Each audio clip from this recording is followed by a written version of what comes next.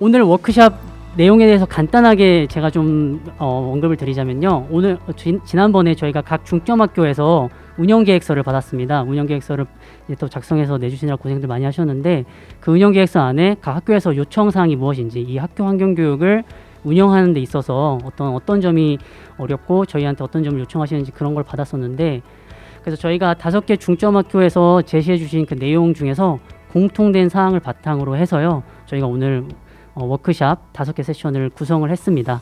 그러니까 오늘 많이 배우시고 또 많이 이제 실제적인 도움이 될 수 있을 것으로 기대가 되고요. 그렇게 이제 워크샵 내용이 구성되었다는 점 이제 말씀드리겠습니다. 본격적으로 이제 워크샵을 시작하기 앞서서 간단하게 오늘 귀한 걸음 해주셨는데, 참석자분들 먼저 옥서초등학교에서 문경희 교장 선생님, 박필옥 교감 선생님, 그리고 장소영 선생님 오셨습니다. 네, 반갑습니다. 네. 네, 신성중학교 곽상경 선생님, 변지훈 선생님 오셨습니다. 네. 네, 연무여자중학교 신민호 교장 선생님, 이승환 선생님, 그리고 김건 선생님 오셨습니다. 네, 반갑습니다.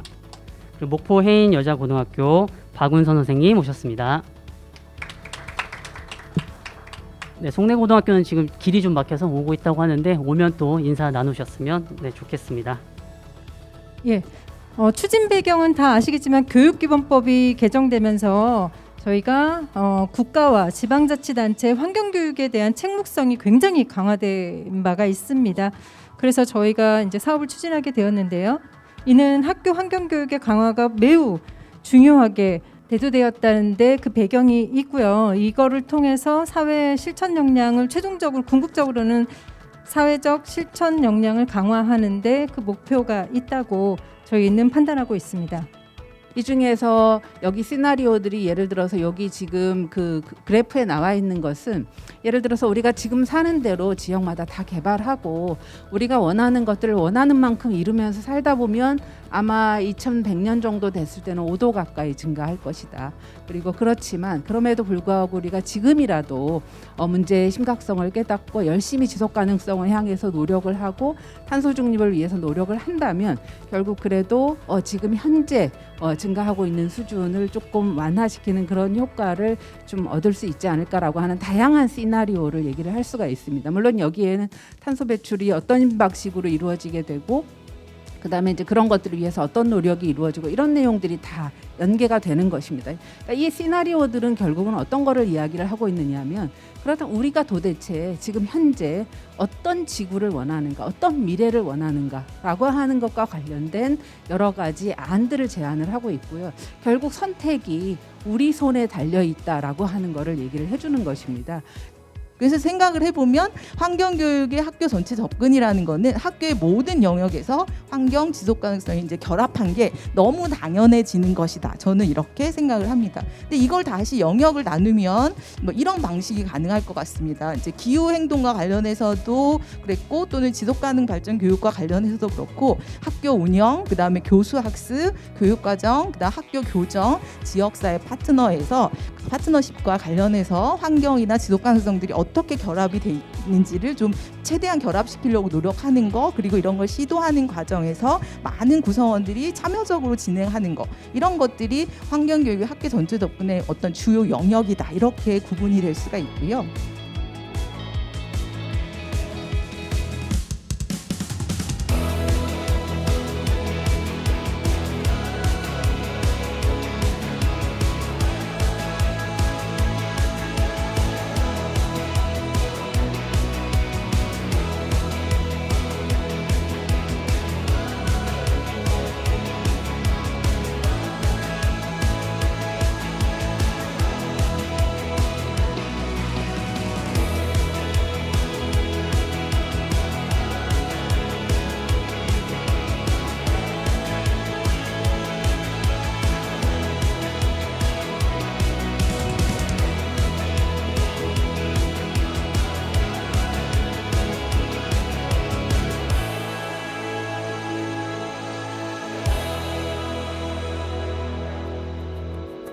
그러면 어느 정도 돼서 가장 모든 요소를 다 적으신 학교부터 먼저 발표를 좀 들어보도록 하겠습니다.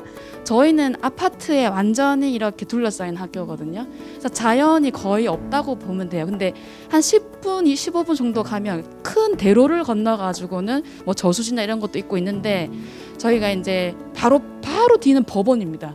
그래서 이제 학교 안에서 할 수 있는 거를 좀 많이 하자라는 이제 주의로 학교 내에서 이루어질 수 있는 환경 교육을 좀 실시를 하고 있는데 생태 도가를 만들기를 하고 있으면서 6학년이 우리 학교의 자원 순환 가게를 이제 담당을 하고 있어요. 그래서 지역의 자원 순환 가게랑 연계를 해서 이제 그 프로젝트를 하는데 신선중학교의 박상경입니다.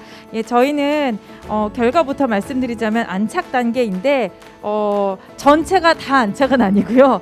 앞선 사람이 좀 많이 가 있고 뒤에서 쫓아오는 사람들이 있어서 평균적으로는 살짝 뒤에 이제 안착되는 중인 단계입니다. 저희는 일단은 교사가 주도해서 일단은 환경 관련해서 교육을 시작을 한 상태이고요. 전학권과 또 자율 스터디 모임을 통해서 역량 강화를 하고 있는 중입니다. 그래서 준비도를 생각하면서 교사 학생 학부모가 좀 다르다라는 생각을 했어요. 네, 물론 상대적 기준 평가입니다. 교사에게는 좀 더 엄격한 잣대로. 학생들이 학생을 대상으로 하는 그 수업이 있습니다. 이번 2학기 때도 그 주제가 모두 다 환경으로 해서 이렇게 교육을 했거든요. 그래서 이제 저희들이 이제 목포 유달산 밑에 있습니다. 근데 마침 월출산하고 이렇게 MOU를 맺어가지고 저희들이 또 교육을 또 하고 있고 인문국의 고등학교다 보니까 많은 애로사항이 있지만 환경에 위해서 최선을 다하는 목포 해인여고입니다. 감사합니다. 저희는 충남 논산에 소재한 연무의자중학교입니다. 여기 계신 모든 학교의 이제 뒤를 따라가려고 지금 노력 중이고요. 저희가 이해도가 좋아져야 할 수 있다는 일념으로 환경운동연합 방문해서 어떠한 식으로 저희가 할 수 있는 것들 이해도 높이는 그 과정 했었고요. 비영리 단체 통해서 지역사회에 연계한 것들 할 수 있는 것들 지금 방안을 마련 중에 있습니다. 근데 가장 아쉬운 점은 이제 출발을 못하고 있는 느낌이 있다라는 게 학생 교육을 시작을 해야 되는데 선생님이 할 수 없다라는 게 가장 큰 벽인 것 같습니다. 그래서 그거를 가장 빨리 외부 전문가를 모셔와서 학생 교육을 하고 또 필요한 교직원 연수를 하고 이게 전체적인 분위기를 만들어가야 한다고 생각을 하고 있어서 이제 그 부분을 바로 진행할 예정입니다. 네, 저희 뭐 단계로 치면은 뭐 안착이나 선도 이 정도 생각하고 있고요. 근데 뭐 잘해서 선도라기보다는 뭐 주어진 시간이 이제 거의 소진되고 있어서 뭐 준비된 거 범위 내에서 뭔가 좀 새로운 모델로 선도하는 것들을 염두에 두고 진행하고 있습니다. 그리고 유무형의 도구들은 저희가 이제 ESD 교육과정이나 AI 교육과정, 교과전전과정 고등학교에서 운영하다 보니까 약간 좀 뭐 그런 면에서 미래학습 교수 학습 기자재들이 꽤 잘 돼 있어요. 또 잘 돼 있기도 하고 하드웨어적으로나 소프트웨어적으로 또 잘 돼 있어서 이게 뭐 이렇게 단시간 내에 이렇게 확보해서 할 수 있는 것들은 아닌 것 같긴 하더라고요. 왜냐하면 시간도 걸리고 예산도 꽤 많이 들어가는 부분들이어서 최근 한 4, 5년간 그런 쪽에 구축된 게 유형의 도구들이고요. 또 그걸 지원하는 이제 교육과정 체계들을 이제 좀 브랜드화해서 올해부터 약간 2NE1 이런 이름으로 저희 교육과정 부르고 있는데 그래서 오늘 지금 첫 번째 할 거는 지금 각자 포스트잇을 한 3장씩 가지셔서 키워드를 적어 주셔도 돼요. 왜냐하면 적고 나서 얘기를 하실 거니까. 지금 환경교육을 실행하고 계시잖아요. 시작 단계이기도 하고 중간 단계이기도 하고 좀 어느 정도 안착된 단계이기도 한데 이걸 진행하면서 좀 겪고 있는 어려움 또는 해결해야 할 과제로 딱 떠오르는 거 그걸 간단하게 키워드만 쓰셔도 됩니다. 1인당 3개씩 적어주세요. 지금 환경교육을 시행하시면서 이 중점학교 활동을 하면서 이게 좀 문제다. 이게 좀 어렵다. 생각하시는 거 3가지.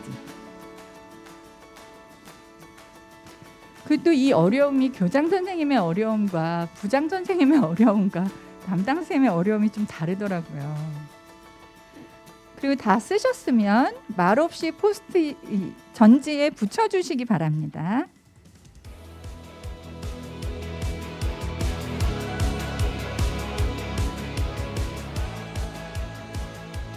평화초등학교의 이 주변의 주민들의 이슈이기도 했고요. 산남동 주민들의 이슈이기도 했고요.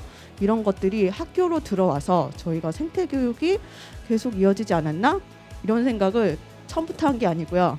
저희 쌓아가면서 5년, 6년 쌓아가면서 이제서야 좀 하게 됐어요.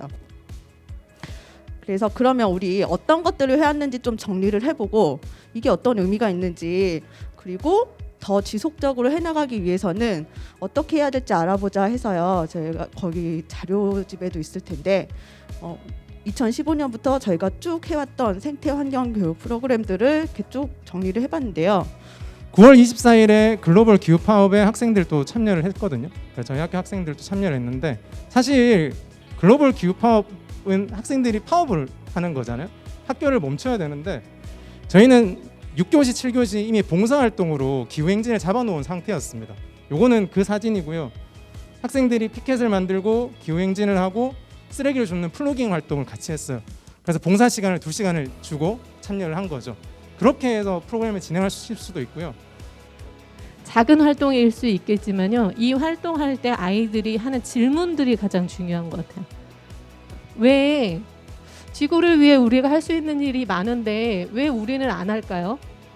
그럼 왜 선생님들은 안 할까요? 이런 질문을 던지면서 그럼 어떻게 하면 실천하게 할 수 있을까? 이런 걸 고민하면서 아주 작지만 변화를 만들 수 있는 활동들을 생각해서 아이들이 직접 요거는 이제 단기 프로젝트로 하는 거거든요. 4주 단기 프로젝트로 하는데 그래서 아까 그 중에 우리 학교는 뭘 하고 싶은가 선생님들하고 정말 협의를 하셔서 하나씩 해가시는 거를 추천을 드립니다. 이상입니다. 감사합니다.